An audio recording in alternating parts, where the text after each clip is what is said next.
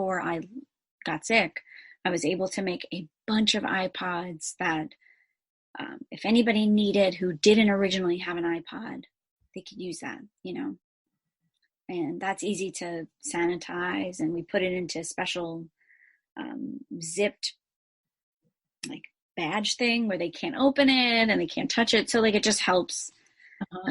But yeah, this changes everything for everybody.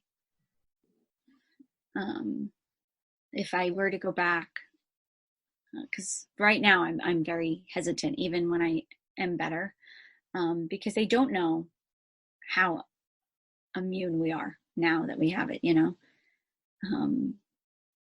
and I know this sounds awful or maybe a little dramatic, but I mean it for how bad this was. I don't know if I could do this again.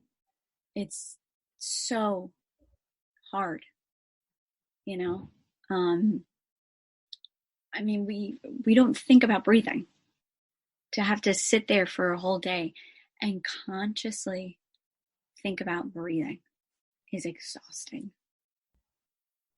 But I think it's cute how people have been making like cute little masks.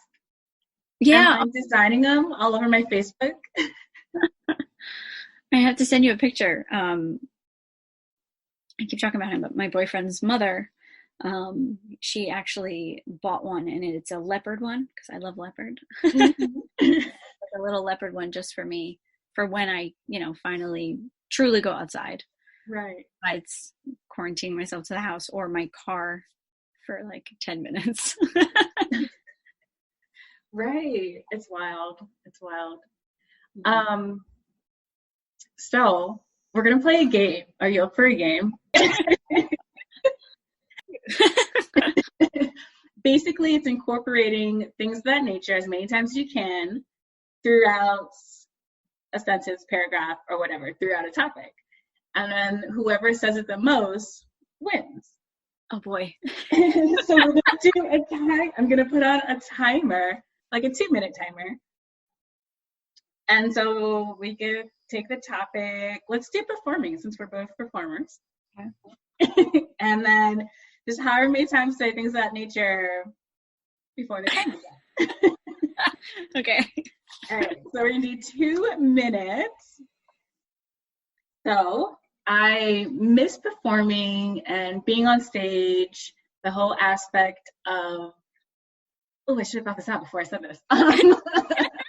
The whole aspect of getting dressed and finding a costume and all the things of that nature that it takes to be in a show.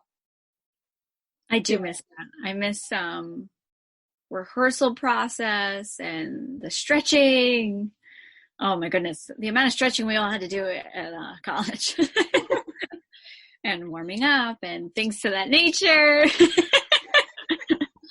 Oh, I just truly miss that environment. You ever miss being at Post and having that constant interaction of being on the stage or just rehearsal? The constant interaction of being on stage and then always being in rehearsal and looking forward to something. Yeah. And then that like midnight rehearsals where everyone else is in their dorm sleeping and drinking and all the things of that nature. We weren't rehearsal until like 3:00 in the morning. And then some. Then we go back to either our dorms or our house and we're still thinking about our rehearsal process and we have to wake up at like 8:00 in the morning or whatever time Cara had her ballet classes. The crack of dawn, doing things of that nature. I don't know. This is hard. It's so hard, but so much fun. Yes, and that is 2 minutes, and we both got it twice. Yes. Nice. Yes. Oh my gosh. So before I let you go, is there anything that you would suggest to anyone or your takeaway from this experience, still experiencing on day 25, you said, right? Yeah. I watch a lot of people. There's several things I'm probably going to end up saying.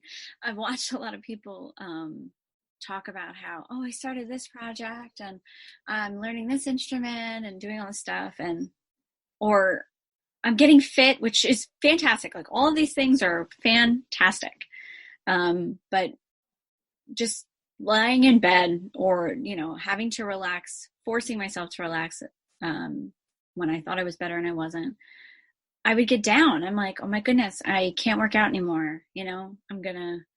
Once I finally feel better, I'm going to be eating the entire cabinet and then I should start working out, just thinking about, oh, I should do this. It's okay.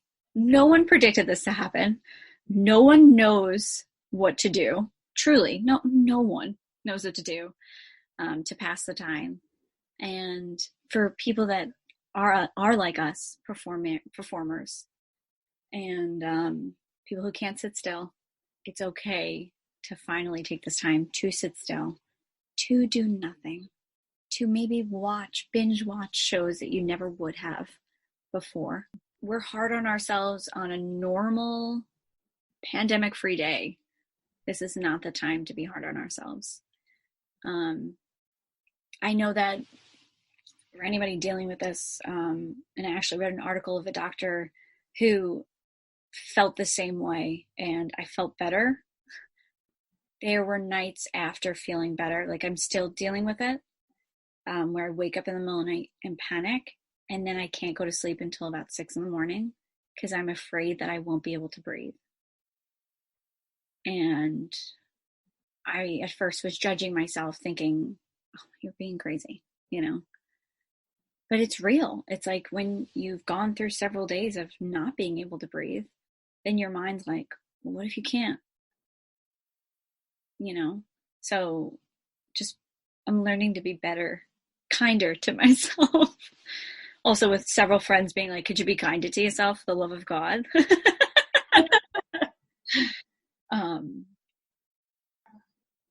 I think I would say that. I love it. Well, thank you again, Amanda. Thank you. I wish you a healthy recovery that day. Today's your last day. You're going to be healed. Oh my goodness. From your lips to God's ears.